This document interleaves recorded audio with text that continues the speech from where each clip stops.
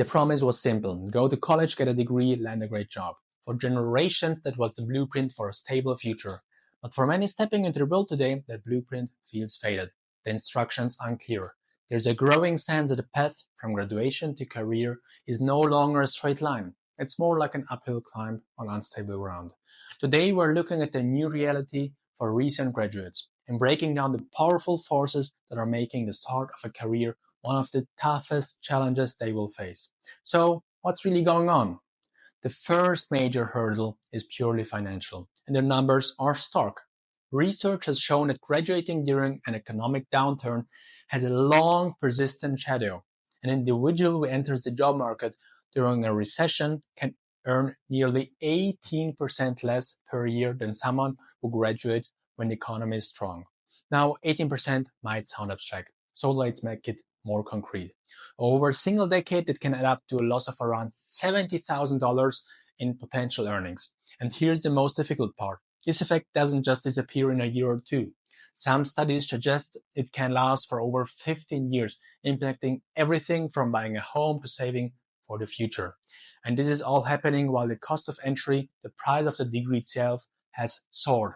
Many graduates are starting their journey not at zero, but deep in the negative, carrying tens of thousands of dollars in student loan debt. It's a brutal 1-2 punch. You're earning less than you hoped, while owing more than any generation before you. But even for those who manage the financial side, another problem emerges: the jobs themselves. There seems to be a major disconnect between the degrees people earn and the positions that are widely available. A significant number of entry-level vacancies for graduates aren't in specialized fields like engineering, research, or creative industries. They're in high turnover sectors like sales and recruitment. There's nothing wrong with these jobs, but after 4 years of dedicated study in a specific field, it can feel like a bait and switch.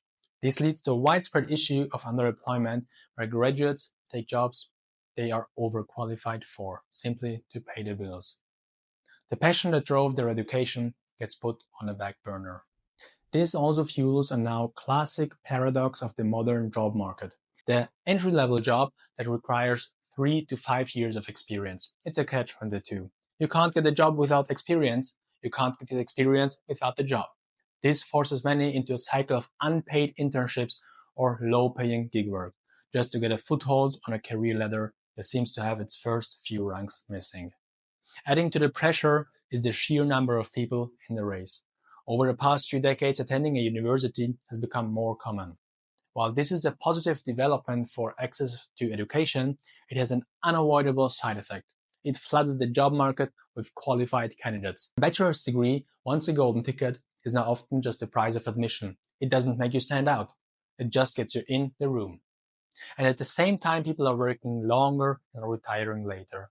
This creates a bottleneck at the top. Senior positions aren't opening up at the same rate they used to. Imagine the career ladder as a highway. For decades, there was a steady flow of traffic. Now there are more cars than ever entering the on-ramp, while the cars further ahead are slowing down instead of taking their exits. The result? A traffic jam.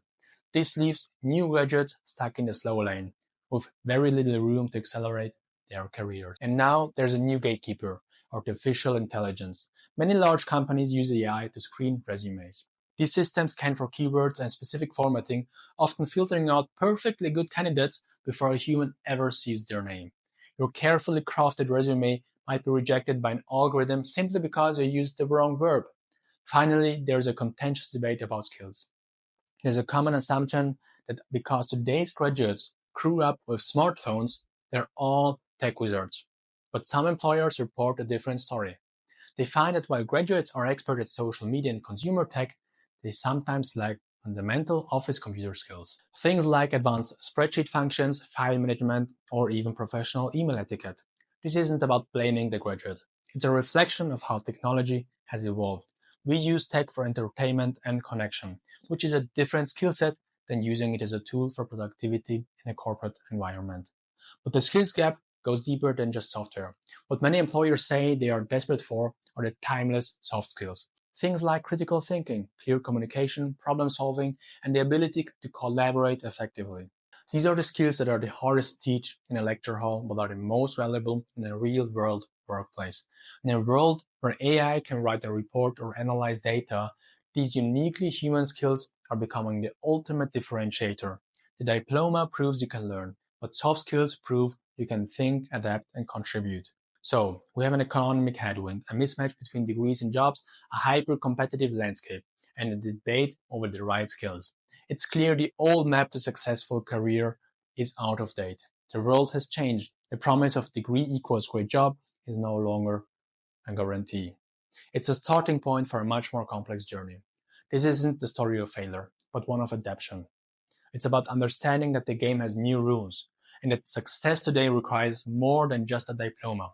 It requires resilience, a willingness to learn new skills on the fly, and the creativity to forge a path that may not look anything like the one we were told to expect. The blueprint is gone. It's time to start drawing your own.